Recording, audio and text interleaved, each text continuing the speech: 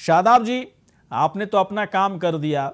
हरक सिंह रावत जब से आप लोग उनको पार्टी से बाहर निकालें तब से मतलब रो रो कर उनका बुरा हाल है, दहाड़ दहाड़ कर रो रहे हैं कि बिल्कुल अच्छा नहीं है बीजेपी पार्टी, बीजेपी में बिल्कुल कुछ अच्छा नहीं चल रहा है, कोई डेवलपमेंट का काम नहीं हुआ, बेरोजगारी बढ़ा दिया गया, महंगाई बढ़ गई है। इन और जो बाकायदा हरक सिंह रावत की तरफ से काम किया जाना था वो काम भी आप लोग नहीं करने दिए। अब बताइए, आप लोग ने तो पल्ला झाड़ लिया, इतने बड़े प्रोफाइल के नेता बीच सड़क पर अब किधर जाएं, लेफ्ट जाएं या राइट जाएं, उन्हें पता ही नहीं चल रहा है। कुछ रास्ता बताइए सर उनके लिए।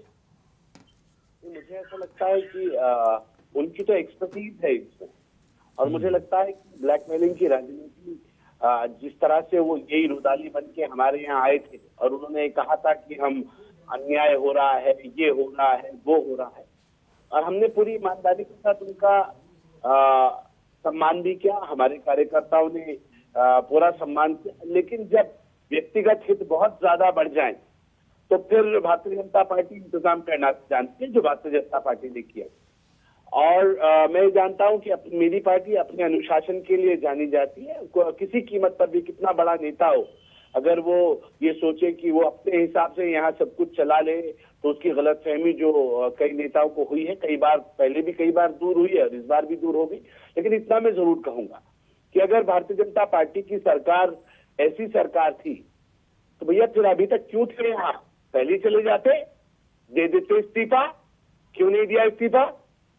अब जब अंगूर टूट नहीं रहे हैं तो अंगूर खट्टे।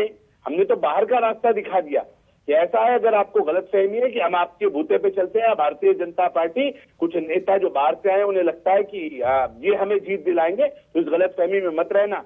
हम तो कार्यकर्ता आधारित पार्टी हैं और कार्यकर्ता ही हमारी ताकत है, यह नेता नहीं है। यहाँ तो बड़े से बड़ा नेता भी कार्यकर्ता के रूप में काम करता है, और इसलिए हम पूरी तरह से आश्वस्त हैं कि इस बार युवा मुख्यमंत्री के नेतृत्व में 60 पार का जो नारा हमने दिया है मुझे चरितार्थ करेंगे। और बड़ी जिम्मेदारी से ये बात को कह रहा हूं, हरक सिंह रावत जी में दम हो। मैंने कहीं उनका सुना है, वो कह रहे हैं कि मेरे मुख्यमंत्री के खिलाफ चुनाव लड़ने की बात वो कह रहे हैं। वो पहले भी उन्होंने एक बात कही थी, पहले डोईवाला से चुनाव लड़ने की बात कही थी जब निशंक जी मुख्यमंत्री हुआ करते थे, तब छोड़ के चले गए। अभी फिर कह रहे हैं कि मुख्यमंत्री के खिलाफ लड़ूंगा। हम कह रहे हैं दम है तो आ जाओ। एक तरफ कह रहे कांग्रेस में नहीं जाऊंगा, कोई शर्त नहीं होगी, बिना शर्त के जाऊंगा, कार्यकर्ता बन के रहूंगा। अभी कह रहे हैं कि मुझे तो वो दे दो, मैं तो जिम्मेदारी लेने के लिए तैयार हूं, मुझे मुख्यमंत्री के खिलाफ चुनाव लड़ा दो। और फिर कहेंगे कि नहीं, मुख्यमंत्री के खिलाफ मत लड़ाओ, जो सबसे सेफ सीट हो वहां से लड़ा दो। मतलब शादाब जी आप ये कहना चाहते हैं, या हम लोग जो समझ रहे हैं, कई चीजें तो समझ में पहले से आ रही थी कि जब से हरक सिंह रावत बीजेपी में आए, कांग्रेस में बगावत करके बीजेपी को चैन से नहीं रहने दिया उन्होंने, तभी से आप लोग परेशान थे हरक सिंह रावत को लेकर। और अफसोस भी होता होगा आप लोगों को कि क्यों हरक सिंह रावत को बीजेपी में ज्वाइन करा लिया। इस तरह के अफसोस आप लोग की पार्टी के अंदर बड़े नेताओं की तरफ से होती थी क्या?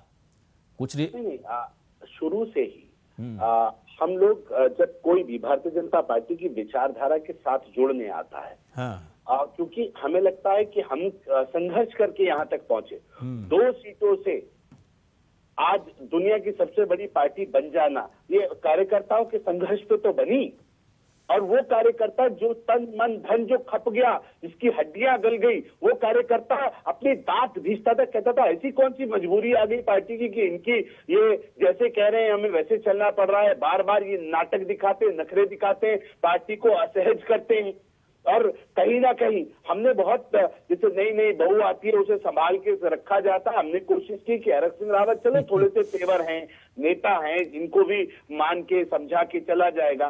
कई बार उन्होंने जनहित की बात की, जैसे हॉस्पिटल की बात उन्होंने कोर्ट द्वार में। चलिए ठीक है सर, मैं समझ गया। मतलब जब पूरी तरह से जब कोई चारा नहीं बचा तो हरक सिंह रावत को आप लोग बेघर कर दिए,